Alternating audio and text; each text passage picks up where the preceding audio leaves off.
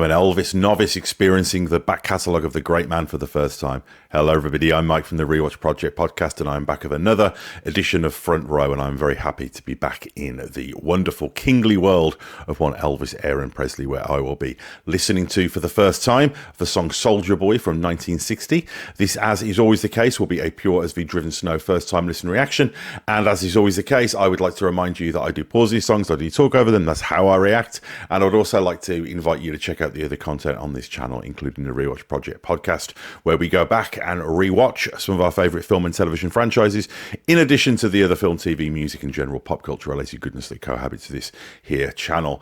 Also, likes and subscribes very much appreciated. The more people who subscribe, the more people find the channel. That results in a higher profile, more people getting involved, more people communicating with us, and that is the primary motivator for doing these videos more often. And last but not least, donations via PayPal, very much appreciated, if and only if you can afford to do so without causing yourself any financial hardship. It helps with the upkeep of the channel, helps keep the software licenses going, helps keep the hardware running, and just means that it's a lot easier to do these videos, and therefore they are more likely to be done more often. That's just how it is. But anyway, yes, Elvis, I'm guessing that this is reference to him returning from the army. I think this was the album he released in 1960. I believe, could be wrong, that this is the album that he put out when he returned. So I don't know if the name Soldier Boy is any coincidence, whether he's trying to sort of elicit autobiographical feelings, but I guess we'll find out. Elvis Presley, Soldier Boy, let's see what this is all about. Here we go. Soldier Boy, why feel blue? Don't you believe that she will be true?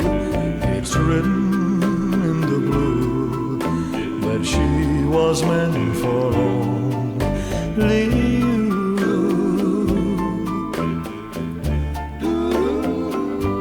Soldier boy, tell me why do you cry? When you return, she'll rush to your side. It's written in the blue that she was meant for only you. Oh yeah. Okay, couple of things. First of all, we've got that incredible young Elvis voice, and this is, as I understand it, a really interesting point in Elvis's career, very much a transitional point. He still sounds very young. There's that innocence to his voice, that softness to his voice that I associate with his early career. But he was about to embark, really on that heavy sort of period of making movies, very commercial era as well. So there's a feeling of kind of childhood's end here.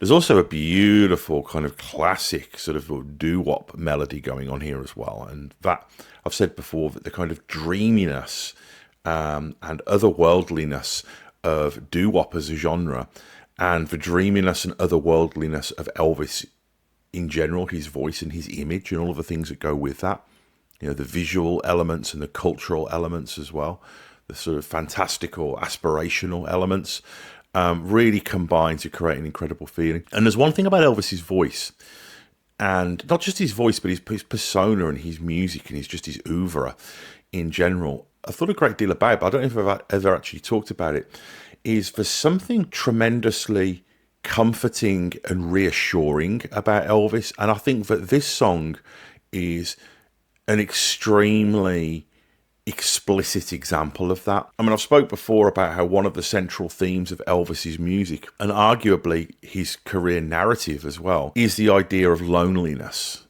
and solitude. You can hear that in the words, you can hear that in his voice, you can see that in his story.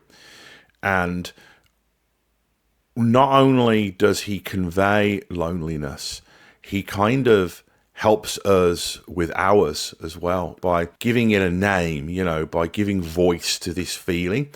It's tremendously reassuring to know that we're not in this alone. And this song very specifically seems to be somebody telling the character that it's going to be okay. Don't worry, your best girl will be here for you when you return. And that's something that I feel like Elvis is really qualified to do. But in this song, it has an almost maternal feeling to it. I can almost imagine like a mother, not tucking in her son, but kind of, providing that reassurance that only mothers can. And we know Elvis, of course, had that very close relationship with his own mother. And you really feel that in this song. And I think one of the things that's interesting is, for the time, for a male performer, the male performer who's just returned from the armed forces, from service, to express that vulnerability and that, I guess, at the time, what would have been considered femininity, that maternal, it's going to be okay feeling, is really quite something and quite complex. We know that Elvis was a man's man as well. He could look after himself. He was in the armed forces. He liked the company of men and cars and sports and all of those kind of testosterone infused activities. But this is a really interesting thing. But that idea of reassurance that we get as an audience from Elvis and from each other, and knowing that there's this larger community of people experiencing it, is really interesting to hear a song that is kind of about that, directly. Beautiful piano as well. Lovely guitar too. She'll be there to say I do. And if you go see your land, she'll make you understand.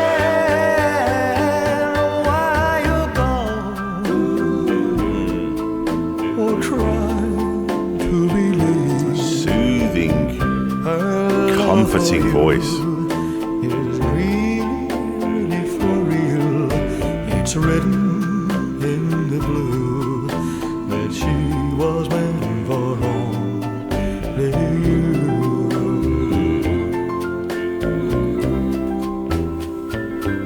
So prove your love is true. She'll be there to say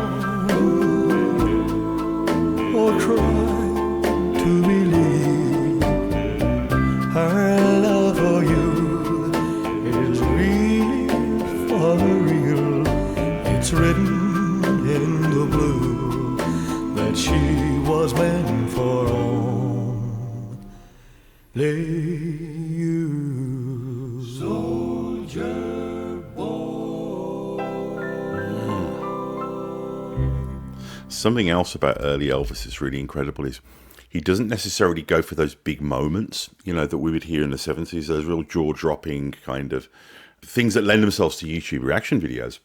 But what he does very well in that 50s and early 60s period is maintain this incredible emotional consistency in a song. It's so well judged and he's so measured how he calibrates letting the emotion out.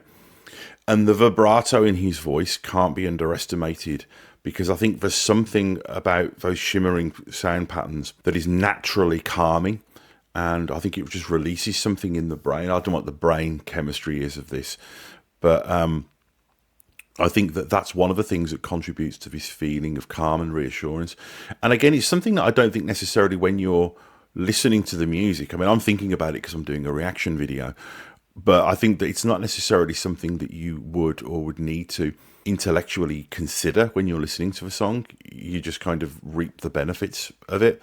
But I think that it shouldn't be underestimated how much that element really will have contributed to the appeal and the legacy of Elvis, because there's nothing like those feelings of reassurance, particularly when you were going back to a song. If you grew up with this music and you go back to it, and it's this music that's infused with this sense of we are all sharing this collective experience, it's going to be okay. That's kind of what this song is about.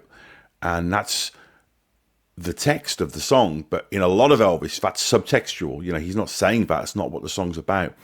But we still take that from it, and that's tremendously powerful and shouldn't be underestimated as a reason for the unprecedented, enduring appeal of this man. So, early 60s Elvis. Tell me what to cover next. Quick reminder, donations via PayPal, very much appreciated, as are likes and subscribes. And please do check out the other content on this channel. But I'll see you again soon. Bye-bye.